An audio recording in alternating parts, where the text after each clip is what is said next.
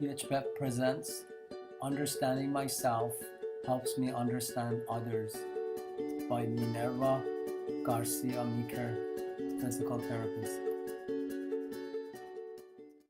My cousins would come over and our house is kind of like the bed and breakfast place during that time, and where my cousins will be actually enjoying and doing their summer vacations. We already know, and I always look forward to them coming.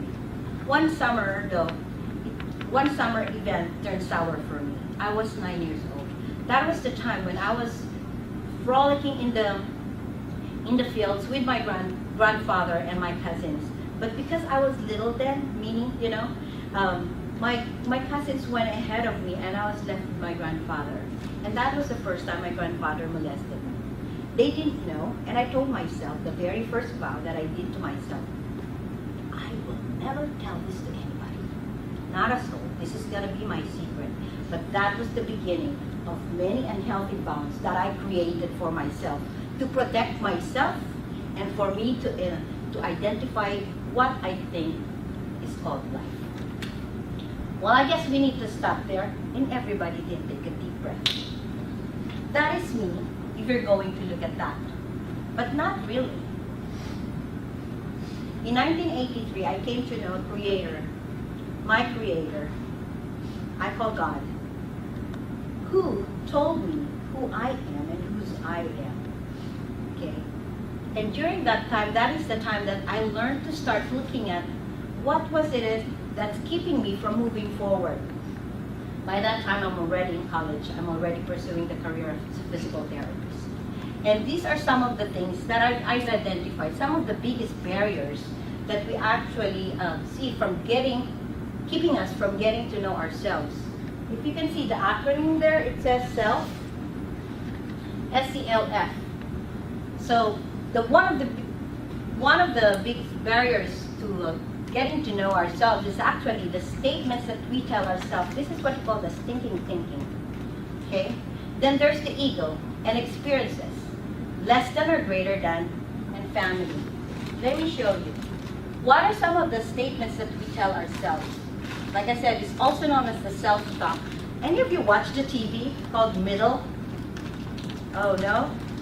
All right, so anyway, so I won't state that. But in the middle, there's this young kid, and every time somebody speaks or he says something, he repeats everything to himself and goes like this. I read a book. So anyway, that's kind of like our unknown self-talk. And then also what barrier in the statement is that sometimes we believe we have a lot of those stigmas that we grew up into. There's a stigma. Anyone who goes to psychiatrists are crazy. And so it is a shame in the family if you're going to look at it. Sometimes if somebody in the family is struggling either with drugs or somebody even had an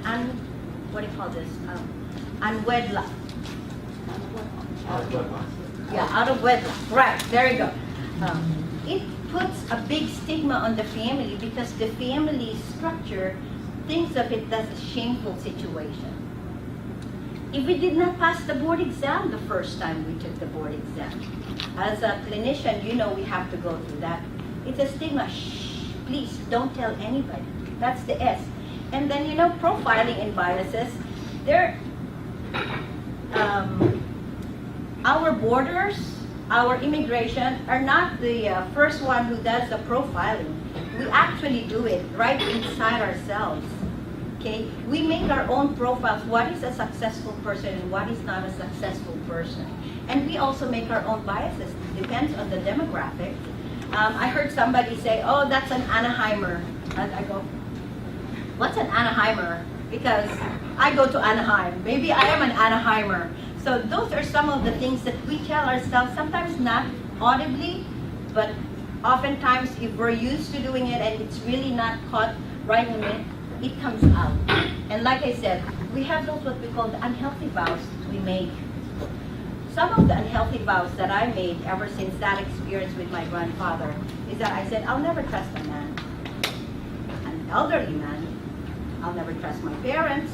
Because after all, my parents are the ones who welcome my grandfather inside the home. And then I said, I'll never play in the fields. Who are the kids during summer would not want to play in the fields? During our time, we don't have those games. We go out. You know, where I live, in one corner of our house is actually the Hershey's factory, and then the other side is the tobacco factory. So it, depending on the wind, we know where it's coming from because we can smell all the chocolate, or if not, we feel like we're smoking. Okay? So that is the fun time during my time. But because of that bad experience, I created myself those unhealthy vows. And not only that, it created something in me, the insecurities. Ego and experiences. What are the opinions that you have about yourself? Not only that, you compare yourself to other people. Sometimes we're too busy talking about ourselves, thinking about ourselves. What do people do? What do people think? If I do this, if I wear that, you know, if I go there, maybe they think that I'm a drunkard, or maybe if I go here, maybe I am a socialite, or maybe if I go here, I don't have money. Maybe if I go to Goodwill, I love going to Goodwill, by the way. I call that Goodwill hunting. It gives me so much. It gave me so much memories in those. Like, oh yeah, I remember that when I was young. But you know what? What do we tell ourselves? We're just too busy trying to please or trying to think what other people are thinking about us, when in fact they're also just too busy thinking about what other people are thinking about themselves. Pride, the refusal to reach out and to ask for help. And last but not the least, sometimes there is the seeking obvious effect that we know something is wrong and yet we find excuses for it. I can excuse you that if I am very mean to Dr. Hami, well, you know, because he was like, you know, something happened when she was a child. I can excuse that. But no, we need to deal with that. That's the barrier. Another barrier is less than or greater than. We qualify ourselves in a level. Either we're less than somebody else who's too pompous, or we're greater than somebody lower. We label them. Sometimes we compare ourselves to others, as I mentioned earlier, and that others actually includes ourselves. Because of our experiences, sometimes what we do is that we create this persona would have been a better person, would have been a better me. So, well, you know what? One of the hindrances of us understanding ourselves is that we compare. It would have been better if this did not happen to me. It would have been this. And then we hide behind caregiving to other people. Us caregivers are very guilty about that. Last but not the least is the family. Family, a barrier to understanding ourselves, definitely. Because there are parental expectations. Like I said, there are cultures that they expect their kids to be a doctor. In our home, during my time, I would say that during my time because it's been so many years ago, families would want to have at least 5 kids because one should be a doctor, an accountant, a lawyer, a doctor or a nurse, and then lo and behold, we're a Christian country, so there's got to be either a priest or a pastor. And I don't know how many cultures think about the same thing. Oh, I forgot about the musician. So the ones that are not really bright, they either become a pastor or a musician. So it's sad, isn't it? But that's the parental expectation sometimes. And then there's the traditions. Because it's a tradition, we limit ourselves to knowing anything else. And again, there are actions that are being judged that as good or bad, right or wrong. There's like this black and white. When the world is so filled with color and shame. I do not know, I forgot to check this out, but I know Asian culture is a shame-based culture because we try to protect our families. So that's when we have those shh, don't tell anybody, come up. So what happens in those times, we locked our brains, we locked our thinking. We put them in a box, or our hearts are covered with so many things to the point that we are just so hardened that we walk like robots. Or we become the show face. I am a mom, a working mom, working 2 jobs mom, and when I come home, I will pick up the kids and still cook food for my husband and be nice and happy. Or I am the guy who takes care of everything. Everybody line up 1, 2, 3, 4. But in fact, right beneath that is the feeling of confusion, silence, worry, wonder, shame. That's me. That was me. Minnie. Well, we're in Iraniha, right next to this. So, Minnie. A show face. Everybody would not even think that I struggled with depression. Nobody would think that I struggled with insecurity. Nobody would even think that I don't even know what I'm doing there. That at one point, I even thought of killing myself. Would you think, looking at that picture, if you see that on Facebook, would you even ask the person, how are you doing? Nah, she's very happy, right? She's right next to Minnie in the happiest place on earth, right? All right, so we talked about that barriers, and we need to break that barriers. So let's go back again to all those, to ourselves. Maybe that barrier is actually not a barrier, but actually a stepping stone. So let's switch this. There is the reframing. Sometimes what happens is that there are amazing stepping stones to help us understand ourselves. The statements that we tell ourselves, let's put it in a different perspective. Reframe. Reframe it. Challenge. Challenge those stinking thinking.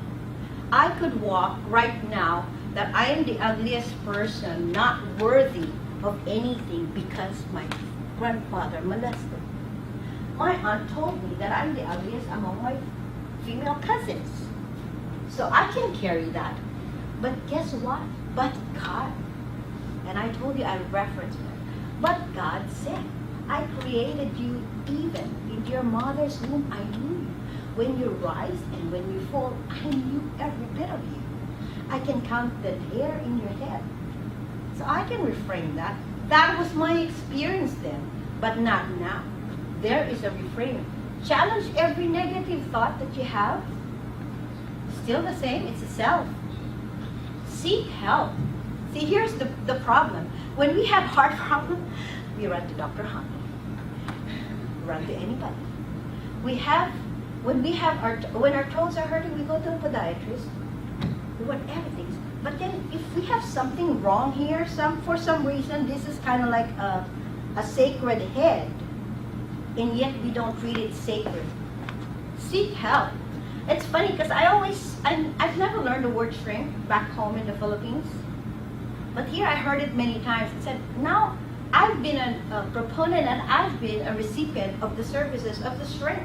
But actually, I don't even call them shrink because they actually expand my thinking. And my emotional health is expand. So instead of shrink, I call them expanders. They help me remove the stigma that I used to carry when I was young. And the scriptures is very clear when it says, brothers and sisters, whatever is true, whatever is noble, whatever is right, whatever is pure, whatever is lovely, whatever is admirable, if anything is excellent or praiseworthy, think of these things. Does that mean we're just going to deny the bad things that are going to happen? No. There's one thing that is going on here that we always keep brewing and brewing. And his admonition is such. Even Tony Robbins says, the only problem we really have is that we think we're not supposed to have problems. Problems calls us to a higher level. Face and solve them. He even said, now I can really hear him from the radio.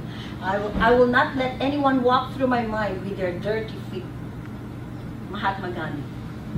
Interesting. They can repeat it all over again. It is really what heals. What's the price of not getting help? What's the price of getting help? It's always, what's the price of getting help? I can't afford it. Maybe no. Maybe you cannot not afford not to go when you need help. Even Santa Claus I thought I saw this. I thought this was funny. Even Santa Claus needed help. Okay? Now, ego. Let's go back to that self. The E for self. Ego and experiences. Learn how to become more empathetic. Listen. Learn to listen and look past the words. Allow to be vulnerable. You know, vulnerability is something sometimes it's scary. It's kind of like you feel like when you say be vulnerable, like you spread everything. It's kind of like, oh, I cannot do what Minerva said. She said everything about her life, the bad stuff and the good stuff. No, vulnerability is really not making you lose or not making you win. It's just being there, being available in the situation where you're at, allowing yourself for people to see who you are. Hi, how are you? Fine. How are you? Fine. No, really, how are you? It sucks. We're very busy and we don't have any therapist to help us today. That's vulnerability. That's honesty. And stop saying, I understand.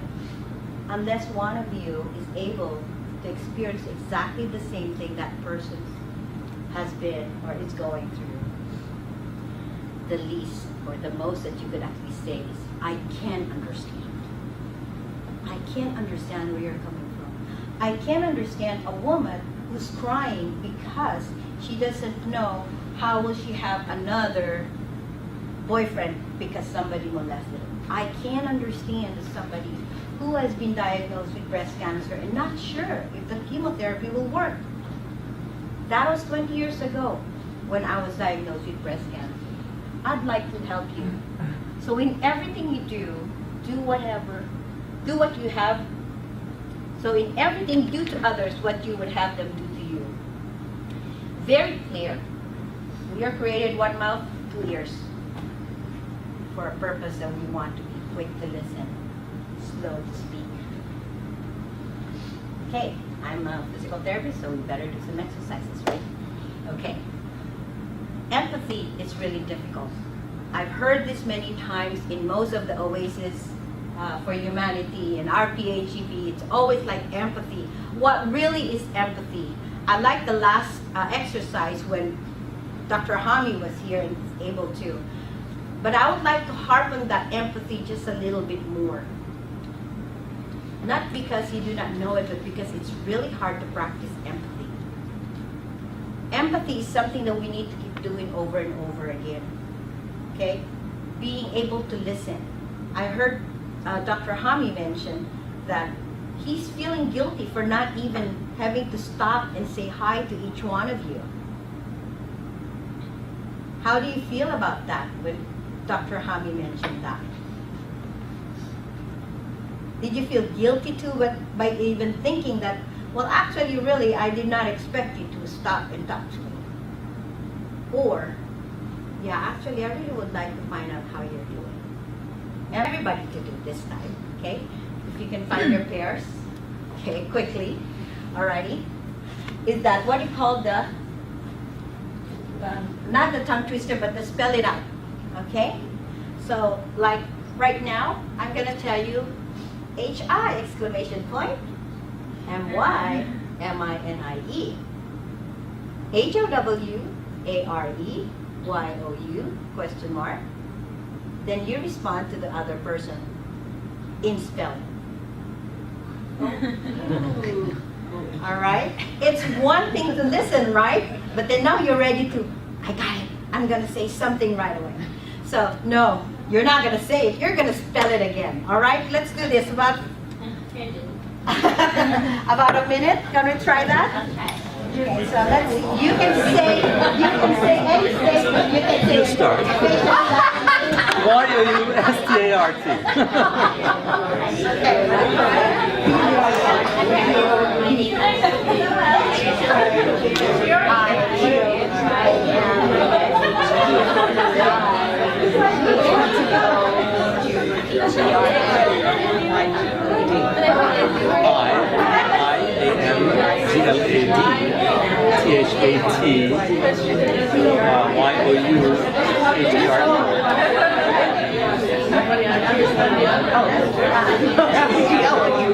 I Okay,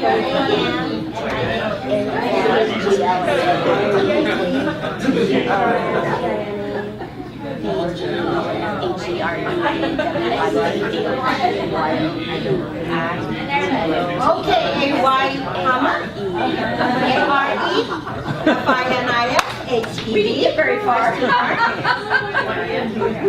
What do you think? You have to closely really listen to the person, right? It's not just hearing anymore, it's now understanding. It's funny, I was observing everybody, they're all laughing. You know, most of you are laughing. I said, I do not, are you laughing because I don't get it? I try, or let me try to create my own statements, okay? So like I said, you know, empathy, that's a good exercise actually every so often. And try that with each one of you so you can hear. And then all of a sudden, but you know, O-H-E-Y-W-A-Y I-A-M-P-R-E-G-N-A-N-T M-Y-F-A-T-H-E-R N-O-T-H-A-P-P-Y.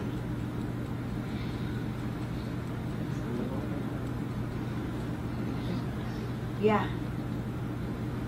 Then you stop. Because we are in this era where everything is so fast, so click on a button. This is what PEP is going. We're trying to pull everybody away from the rush to nothing. Because in the essence, we come back to what we call human beings. We cannot compete with the electronics. Now, let's use our amazing, our less than and greater than. How can we use that as a stepping stone? Learn and know how you feel. Know your feelings, that's what it is. Okay, I love one of my shrinks. It is called Dr. Milan and Kay Yerkovich. They're the authors of How We Love. And they have this journal called Awareness Worksheet Journaling. So perhaps you can just go. Sorry, just pass on. All right. Self-awareness and journaling. If you're going to look at that, this is a very good, actually this is a very good exercise. When you're with a patient and then you come out like, I really want to kill that patient. You know, or you started feeling panic attacks and you don't really know why, or something happened on the street and you really are not aware what's going on. Go to those soul words. Check those soul words. There's vocabulary and soul words are just so pure and lots. There's more than happy, sad, high, fine, okay, amazed, brilliant, awesome. I'm shocked. I'm disturbed. I feel boxed in. I feel dejected, depressed. So from happy all the way to despise. So you sort of like kind of see the degree of your emotion. And when you see that, when you get to that event where you feel like something is weird, you know, this is a nice word, weird. Something's weird here. Look into those soul words and ask, you know, what am I really feeling right now? Pick at least 3 of those words. And then find out if there's any physical reactions. My tummy really, are those butterflies? Are my heart rate running really much faster than usual? What did you do because of these feelings? Wow, I mean, I hope you did not kill the patient, you know, but you went out and ended up lashing on somebody else? Or did you isolate yourself, could not do anything? These are some of the nice way of journaling. It's not just keeping a diary. It is really introspecting and understanding who you are and what those feelings are from. Is it something that's from home? When I say home, growing up home, and nothing's wrong with that. We already said that. The family, nothing's wrong with that. It is just a matter of like giving you an idea where it is coming from. It is a stepping stone. I am fourth. I'm a middle child. I'm already troubled just by my by number and home. But you know what? I grew up trying to please my parents and trying to beat my sister, the hierarchy or the affection that my sister gets. She's a valedictorian. I could not compete. I only ended up salutatorian. So even when she died, I still feel that the need for me to please my parents, to become better. That was my life before. I understood why. I understood why. And so now, do I think that other people will feel the same way? That's why I can understand that. Stop comparing. I heard this from our pastor, Rick Warren. He says, the grass is greener when you water them. It's never greener, always on the other side. It is when you water them, when you work on it. Lastly, use our family as a stepping stones. Gratitude for all the lessons learned in home. Chaotic or not chaotic. I live in a very volatile, inconsistent, chaotic home. Although my parents are very religious, they always fight. It's always on the 15th and the 30th. Anybody has a guess why it's on the 15th and the 30th? Payday. All the while I thought my dad was not bringing home enough money. And my mom is a very jealous woman. They always fight. The arguments are very, very rough at times, that they are gun-toting. That there was one time that my mom shoot her leg, accidentally, supposed to be. But because of their religiosity, I got confused, because they'd go into church very,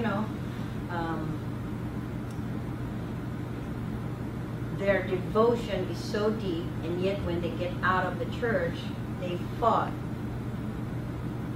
As a person, as a child growing up, I created this persona. I created being able to be detached to everything that is going on. I created a happy life. I created my singing. I created my artistic abilities there. Guess what? I enjoyed it. I got a degree in voice. I like it when I do my DIY thanks to Pinterest. You know what? Those are some of the things. Though chaos, I'm not going to spend it. I'm going to use that time as a stepping stone for me to understand myself, and therefore be able to understand others. Welcome new traditions, family dynamics. I have a Korean family who's really very reliable when it comes to prayer. They'll keep coming back to me and talk to me. I have a Syrian family. I have Mexican, lots of Mexican, Filipinos. And I enjoy them. I always ask their traditions. And I get so excited when I do that. And they said, in everything, give thanks. Let me just get you to this.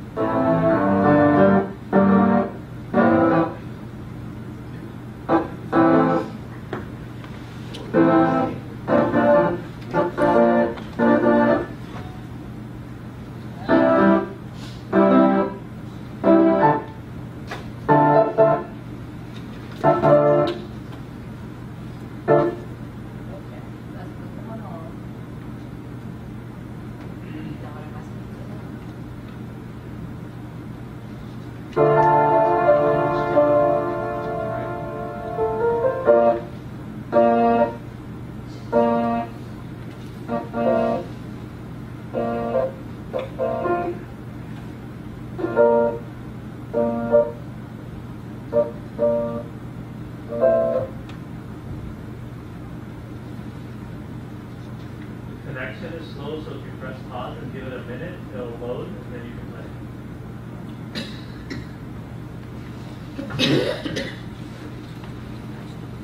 So reflect what you've just watched so far.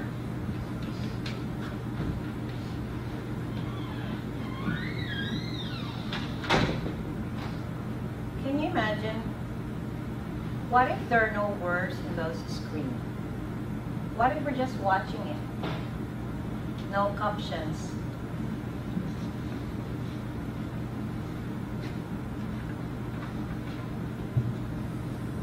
Or no distractions with the music.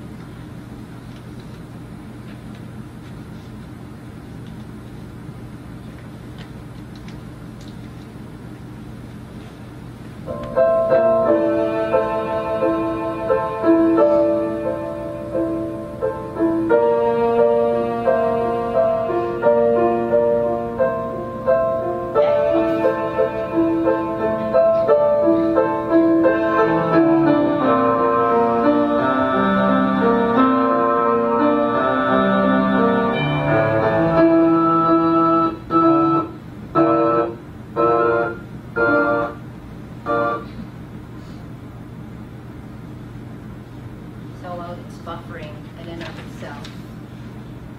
Let's move to empathy. Can you imagine if those words are not there? Will you still be feeling what you're feeling right now? Because it can be real, right? This is a video from Cleveland Hospital. Some of them are real patients. Some of them are actually employees of the hospital, which is amazing.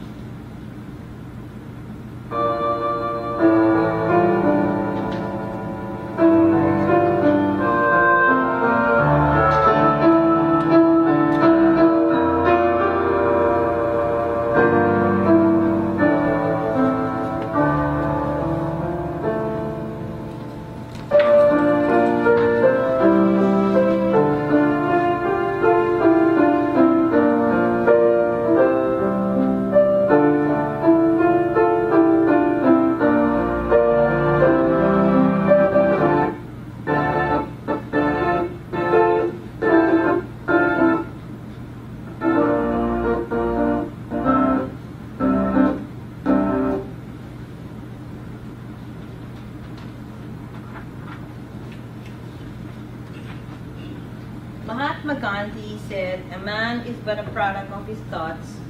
What he thinks he becomes." I encourage you. We are all smart people here. But sometimes in our personal lives, we forget about our smartness. Because we end up in that hole of our stinking thinking. We would choose that. It is my desire that each one of you, and I'm pretty sure that's the same desire of Dr. Hami and Dr. Iraniha, that we as clinicians will be able to deal and understand our own selves. Because without understanding ourselves, it's really tough to understand others. When we know that there are feelings such as disturbed, distressed, scared, fear, and really know how it really feels, or distant, and really know how we feel about that, it's so much easier to understand others.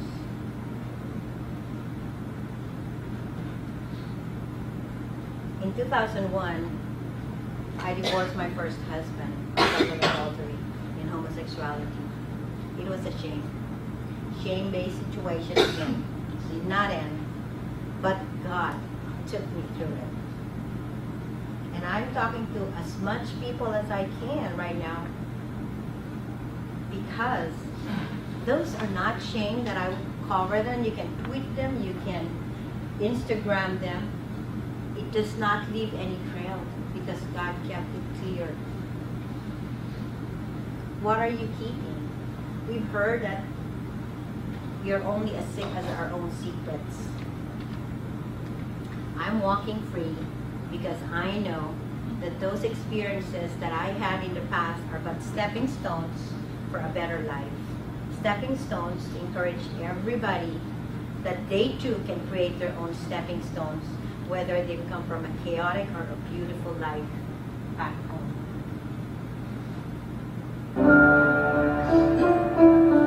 Hopefully we can get here.